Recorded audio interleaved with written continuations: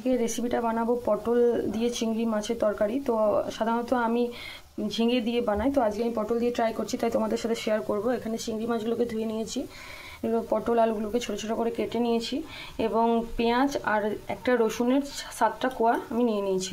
এটা বানানোর জন্য এখানে নিয়েছি আমি গোটা ধনে এবং সাদা সর্ষে দেওয়া উচিত ছিল, কিন্তু আমি এখানে দিয়েছি কালো সর্ষে, পোস্ত 2 চামচ, সব 2 চামচ করে আমি দিয়েছি, এবং একটু নুন, একটা শুকনো লঙ্কা এবং মৌরি।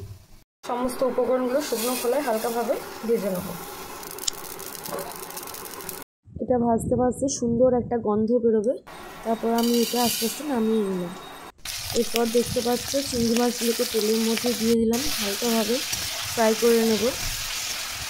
বেশি ভাজলে একটু মানে শক্ত হয়ে যায়, তো ভালো লাগবে না খেতে। তোমরা চাইলে চিংড়ি মাছগুলো একটু বড় সাইজে বা আমি যা যা উপকরণ দিয়ে বানাচ্ছি তোমরা ছোট সাইজে বানিয়েছিলাম খেতে পারো।